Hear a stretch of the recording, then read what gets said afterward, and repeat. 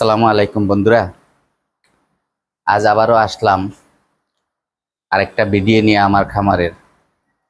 তো আপনারা ফার্স্ট থেকে লাস্ট পর্যন্ত ভিডিওটা দেখবেন মনোযোগ দিয়ে। আমি কিছু কথা বলতেছি, ঠিক আছে? কথা বলতেছি। আমার কিছু ভাই কমেন্ট করছে যে তুহিন ভাই আমাকে টুপি পরাইছে নাকি। হ্যাঁ, তুহিন ভাইয়ের কিছু কিছু ভিডিওতে বলে যে আপনারা ওখানে যায় টুপি পরেন, ওইখানে যায় টুপি পরেন। হ্যাঁ, তো আমি তুহিন ভাইয়ের যে আপনার থেকে খামার থেকে কিছু গরু নিয়ে আসছিলাম, কিন্তু আমার খামারের জন্য আমি গরুগুলা আনি নাই, ঠিক আছে?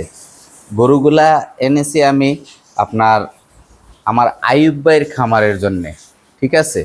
তো আইয়ুব ভাইয়ের খামারের জন্যে যে আমি গরুগুলো আনছি, 4টা গাভী আনছি দিনাজপুর থেকে।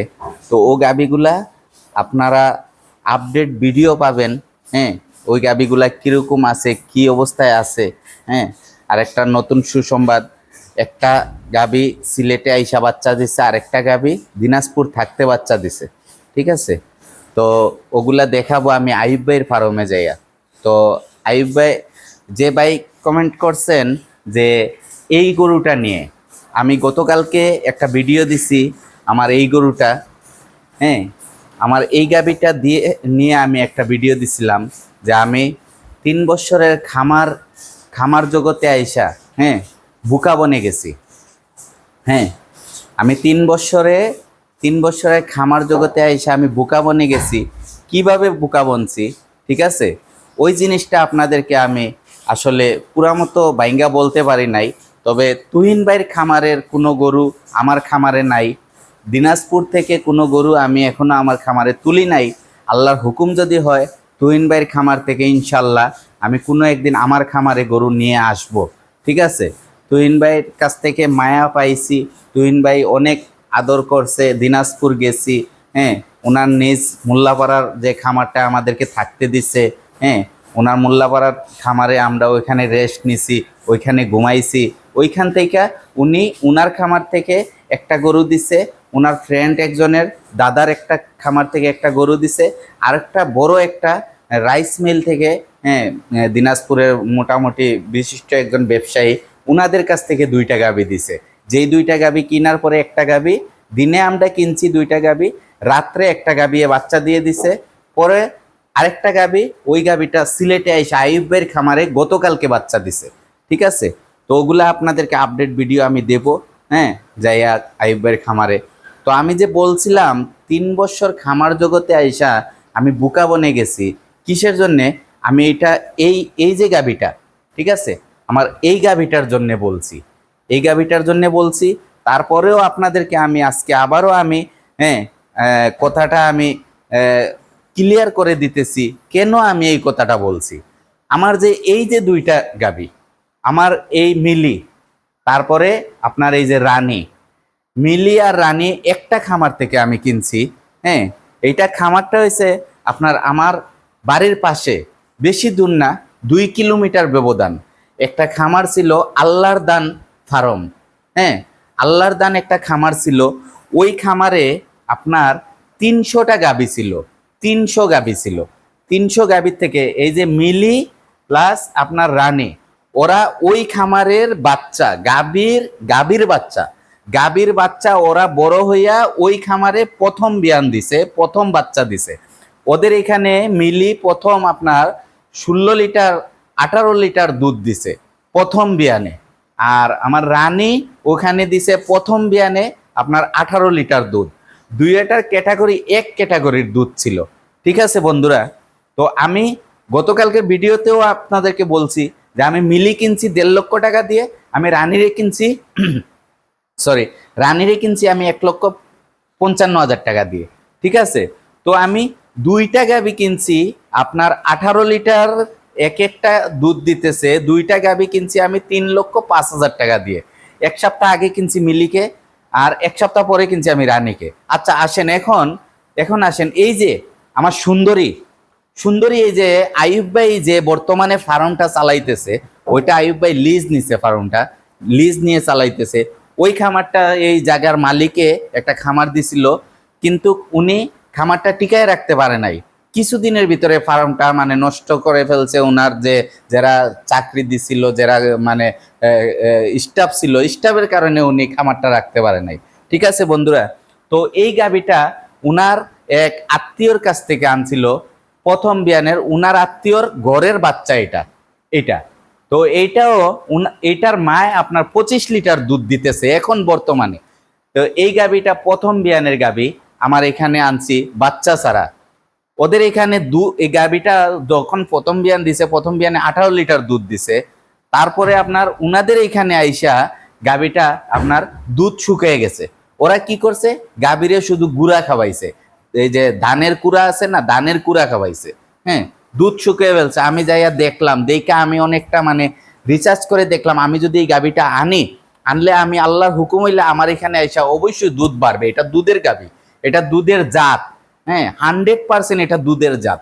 ঠিক আছে, তো আমি এই গাভীটা আমি কিনলাম ওদের কাছ থেকে 1,15,000 টাকা দিয়ে। 1,15,000 টাকা দিয়ে যেদিন নিয়ে আসলাম, আমার এখানে নিয়ে আইসা সকালে আনছি। সকালে আমি ওর একটু যত্ন কইরা আমি খাবার টাবার দিয়ে, বিকালে ওর কাছ থেকে দুধ পাইছি আমি 3 লিটার। আর ওদের এখানে 2 বেলা দিছে 3 লিটার দুধ। ঠিক আছে, তারপরে আপনার পরের দিন সে সকালে দিছে 4 লিটার দুধ, বিকালে দিছে 2 লিটার দুধ। এরকম করে এক সপ্তাহের ভিতরে সে দুধ দিছে আপনার সকালে 6 লিটার, বিকালে 4 লিটার, মোট 10 লিটার দুধ দিছে আমার এই সুন্দরী। হ্যাঁ, 10 লিটার দুধ দিছে। 10 লিটার দুধ আমি 6 মাস পাইছি বন্ধুরা।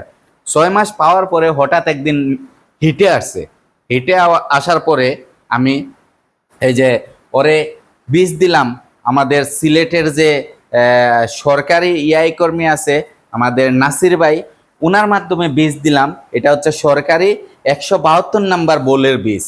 ঠিক আছে, ফ্রিজিয়ান SF 172 নাম্বার একটা সরকারি বোল আছে, ওই বোলটার বীজ।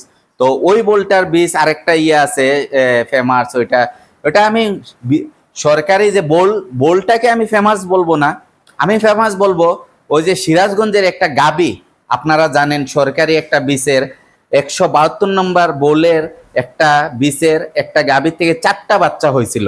এটা সিরাজগঞ্জে আমি ইন্টারনেটের মাধ্যমে নেটের মাধ্যমে আমি আপনার যে ইউটিউবে দেখছিলাম। হ্যাঁ, 4টা বাচ্চা দিছে, ওইটা হয়েছে আপনার সিরাজগঞ্জ। হ্যাঁ, তো ওই যে সারের বীজটা আমি আমার এই সুন্দরীকে দিছি। তবে আমি ওই চারটা বাচ্চার আশায় দেই নাই, আমি দিছি মনে করেন সরকারি বীজ। অনেক সময় ভালো ভালো বাচ্চা আসে, ভালো ভালো দুধ।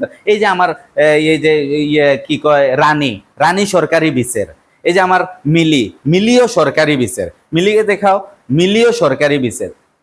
মিলিও আপনার আল্লাহর হুকুম 22 লিটার দুধ দিছে দ্বিতীয় বিয়ানে। এখন মিলি প্রেগনেন্ট আছে 2 মাসের। ঠিক আছে, দ্বিতীয় বিয়ানে আমার যখন মনা হয়েছে 22 লিটার দুধ দিছে। হ্যাঁ, এই যে আমার যে রানী যে দ্বিতীয় বিয়ান আমার এখানে দিছে। হ্যাঁ, ব্রাকের একটা 100% একটা আপনার 350 নাম্বার বললের একটা বাচ্চা আমার ঘরে বগনা বাচ্চা আছে। ও আমার রানীও আপনার বর্তমানে আমার এখানে 21 লিটার দুধ দিছে। বর্তমানে আমার 18-19 লিটার দুধ আছে রানীর। আলহামদুলিল্লাহ, এটা আল্লাহর দান। ঠিক আছে, তো এই যে এদেরকে দিয়ে আমি আপনার 1.5 লক্ষ টাকা, 1,55,000 টাকা, তারপরে আপনার 1,15,000 টাকা, এগুলা আমার তো মানে আল্লাহর দান। আল্লাহ আমার এগুলা মানে ডাবল আমার মানে এটা লাভবান আমি। হ্যাঁ, এই ক্ষেত্রে বলছি, আমি নতুন যখন আসছি খামার জগতে, তখন আমি গরু কিনা আমি খুবই লাভবান। কারণ তখন এত বুঝছি না, বুঝি নাই এত কিছু, আমি গরু কিনে ফেলছি। কিন্তু এখন বুঝে শুনে আমি এই যে 2,80,000 টাকা দিয়ে আমি এই গাভীটা কিনছি। তো এই গাভীটা কার কাছ থেকে কিনছি? হ্যাঁ, দিকে আসো, এই গাভীটা আমি কার কাছ থেকে কিনছি আজকে আপনাদেরকে বলি। এই গাভীটা কিনছি সিরাজগঞ্জের একজন ব্যাপারী আছে, আমাদের সিলেটে আইসা উনি গরু বিক্রি করে। ঠিক আছে, সিরাজগঞ্জের একজন ব্যাপারী, উনার নাম আমি বলে দিতেছি, উনার নাম হচ্ছে বাবলু। হ্যাঁ, বাবলু, উনি বাবলু ভাই নামে। উনারে আমি বুকা বনে, আমি এত বুকা বনছি। ঠিক আছে, আমার যে ঘরে যে ছিল বাবু, আপনারা দেখছেন শাহিওয়াল লাল একটা ডেকা ছিল আমার বাবুকে দিছি। তারপরে আমার যে আমার যে মিলির বাচ্চা ছিল মোনাকে দিছি। তারপর আমার আরেকটা গাবি ছিল আপনার 7 মাসের গাবিন, 6-7 মাস প্লাস গাভিন ছিল, যে আমার একটা আপনার জার্সি গাভি, ওই গাভিটা দিছি। 3টা আমি দিছি, 3টা আমার কাছ থেকে সে 2,80,000 টাকা দাম ধরে নিয়ে আমারে এই গাভিটা দিছে সে 2,80,000 টাকা। সরি, এই গাভিটার আগে আরেকটা গাভি দিছিল, ওইটা আপনাদেরকে ভিডিওতে দেখাইছিলাম। হ্যাঁ, ওই গাভিটা আনার পরে ওই গাভিতে আমি দুধ দোয়াইতে পারতেছি না, লাত্তি মারতেছে। ও বলছে 20 লিটার দুধ দিবে, 6 লিটার দুধ সকালে, বিকালে 4 লিটার দুধ। 1 সপ্তাহ আমি গাভিটা রাখছি, রাখার পরে বন্ধুরা দুধ আর উঠতেছে না। তখন সে আসছে, আইসা সে দুয়াইছে আমার এখানে, আইসা দুয়াইয়া দেখে সকালে 6 লিটার, বিকালে 4 লিটার। তখন কি করছে সে, ওই গাভিটা আমি বলছি ভাই এই গাভিটা নিয়ে যাও তুমি, তখন এই গাভিটা সে নিয়ে গেছে। ওই গাভিটা নিয়ে পরবর্তীতে আমারে সে এই গাভিটা দিছে। এই গাভিটা যখন দিছে আমি দেখলাম গাভিটা সব দিক দিয়ে ঠিক আছে, কিন্তু গাভিটা যখন আমার বাড়িতে আইনা ঢুকানোর পরে গাড়ির থেকে যখন নামানোর পরে দেখছি গাভিটা একটু পাটা ল্যাংড়ায় আমার বাড়িতে ঢুকতেছে, একটু পাটা মানে ল্যাংড়া অবস্থা, এরকম মানে করে কষ্ট হয় সে হাঁটতে। তখন আমি বাবলুকে বলছি, ঠিক আসো, বাবলুকে বলছি আমি মেয়েদিকে ঘুরে দেখাও। হ্যাঁ, বাবলুকে বলছি যে এই যে ভাই আপনি যে গাভিটা যে নিয়ে আসলেন, গাভিটার তো পা দেখলাম একটু ক্লেংরাইয়া হাঁটতেছে। সে আমারে বলল এটা যখন আমরা গাড়িতে তুলি তখন একটা ইটের ভিতরে খুসা খাইছে। হ্যাঁ, বললাম আচ্ছা ঠিক আছে। সে তো বাবলু ভাই তো মানে আরো অনেক খামারে গরু দেয় সিলেটে, আমি দেখছি। তো আমি কিছুদিন 2-4 দিন আমার বাড়িতে গাভিটা রয়েছে। রোয়ার পরে হইল কি, আমি হঠাৎ করে আইয়ুবের সাথে চলে গেলাম দিনাজপুরে যখন গেলাম, হ্যাঁ, দিনাজপুর যাওয়ার পরে আমার কাছে ফোন আসলো কি, গাভিটার পাও, পিছনের পাওটা ফুলে এত মোটা হয়ে গেছে। ঠিক আছে, তখন নেট নাই দেশে, একটা মানে খুব একটা ঝামেলা চলতেছে, ইন্টারনেট নাই, কিচ্ছু নাই যে হোয়াটসঅ্যাপে আমাকে দিবে আমি দেখব, কিন্তু তা না। আমি খুবই মানে টেনশনে পড়ে গেলাম, দিনাজপুর দিয়ে কি আমি গরু কিনবো আইয়ুবের জন্য, কিন্তু আমার গরু নিয়ে আমি টেনশনে পড়ে গেলাম। ঠিক আছে, তখন আমি আল্লাহর কাছে দোয়া করতেছি, আল্লাহ আমি তো সিলেটে না যাওয়া পর্যন্ত ওর পরিস্থিতি আমি দেখতে পারতেছি না। তখন ওই আইয়ুবের খামারের যে ইয়ে আছে, রুকন নাম আমাদের এক ছোট ভাই, সে কাজ করে, সে আবার অভিজ্ঞতা আছে, সে আইসা একটা ইনজেকশন মাইরা গেছে, মারার পরে ওর পাটা ফুলাটা কমছে। তো আমি সিলেটে আসলাম, আসার পরে সে যখন ঘুমানোর পরে দেখি আমি পিছনের 2টা পায়ের খুরার নিচের যে মাংসটা আছে, মাংসটা পয়সা রয়েছে ওই মাংসটা। ঠিক আছে, তখন আমার মানে মনটা খুব খারাপ হয়ে গেল যে এত টাকা দিয়ে আমি এটারে আনলাম, এত আশা করে আনলাম, হ্যাঁ, কিন্তু এখন আমি দুধ পরে পাবো, কিন্তু আগে এর তো ট্রিটমেন্ট করতে হবে। তখন আমি এর ট্রিটমেন্ট নিলাম, কিছু ট্রিটমেন্ট নিলাম। হ্যাঁ, আমাদের সরকারি যে নাসির ভাই ডাক্তার, ওনার পরামর্শ নিলাম, ওনারে আনলাম, উনি আইনা একটা ট্রিটমেন্ট দিয়ে গেল যে আমি করতাম ব্লেসিং পাউডার 1 চামচ দিয়ে আর 1 লিটার পানিতে মিশাইয়া ওর পাটা ওয়াশ করে দেওয়ার জন্য প্রতিদিন রাত্রে। এরকম দিলাম আমি 2-4 দিন, দেওয়ার পরে দেখতেছি একটু কমছে, তারপরেও দেখতেছি পুরা মতো কমতেছে না। তখন আমি কি করলাম, ওই আরেক ভাই আমারে খামারি এক ভাই আমারে অভিজ্ঞতা দিল যে তুমি পবিসেলফ দিয়ে এটা ওয়াশ কইরা তারপরে নেভানল পাউডার লাগাইয়া দিও। তখন আমি এই কাজটা করতেছি। এই কাজটা করার পরে বন্ধুরা আল্লাহর হুকুম, তামিম এদিকে দেখা, আসলে আমার ছেলে আছে মোবাইল নিয়ে, আমার তো ওরকম কোনো নাই।